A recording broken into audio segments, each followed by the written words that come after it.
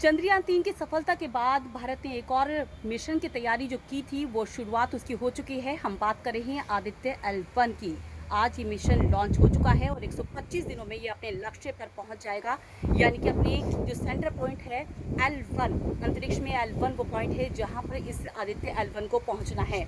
तो हम आपको बता दें कि आखिर इसका चुनाव कैसे हुआ है और आखिर वही जगह क्यों चुनी गई है जहां पर इस अंतरिक्ष यान को उतरना है। तो आपको बता दें कि किसी भी ग्रह के ऑर्बिट में 5 ऐसी जगह होती है जहां पर आसानी से किसी भी अंतरिक्ष यान को उतारा जा सकता है। वो अपना बैलेंस बना सकता है, उसे किसी तरह का बैलेंस बनाने में या ग्रेविटेशनल फोर्स की वजह से किसी तरह की परेशानी नहीं होती है। तो ये वो जगह है जहाँ पर आसानी से जो अंतरिक्ष यान है वो उतर सकता है।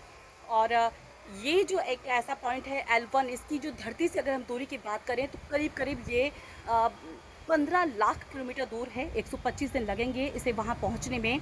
और अगर मैं आसान शब्दों में कहूँ तो पृथ्वी से धरती के बीच की जो दूरी है वो करीब करीब 1% ही तय करेगा। पृथ्वी से, माफ़ कीजिए, सूर्य की जो दूरी है महज वो ये सिर्फ 1% ही ये दूर करेगा।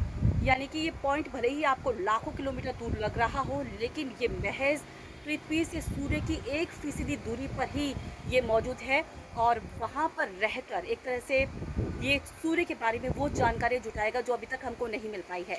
या यूँ कहें कि हमारे लिए स्पेस के अंदर ये एक दूरबीन का काम करेगा। अभी तक जो भारत की जो कई ऐसे इलाके हैं, जैसे कि नैनीताल में कुछ ऐसे इलाके हैं और साथ ही कुछ और पहाड़ी इलाकों में ऐसे सेंटर बनाए गए हैं जहाँ पर हाईटेक दूरबीन लगाई गई है, जिसके ज़रिए हम अभी तक सिर्फ सूर्य की सतह के बारे में जानकारी इकट्ठा कर पाते हैं। लेकिन ये जो हमारा आदित्य L1 है, इसके ज़रिए हमें सूर्य के जो वातावरण है उसके बारे में जानकारी मिल पाएगी। खासकर उसका जो आउटर का जो एटमॉस्फेयर है, जिसको कि कोरोना कहा जाता है साइंस की भाषा में, वो आखिर इतना ज़्यादा गर्म क्यों है और साथ ही उससे हम किस तरह के फ़ायदे उठा सकते हैं, पृथ्वी को किस तरह के फ़ायदे मिल सकते हैं, मानव जाति को किस तरह का फ़ायदा हमें मिल सकता है, ये अभी तक हमको इसके बारे में जानकारी नहीं मिल पाई है। हालांकि कई देश अपने सोलर मिशन में लगे हुए हैं, लेकिन भारत का ये पहला मिशन है जिसकी सफलता के लिए सालों से कोशिश की जा रही थी।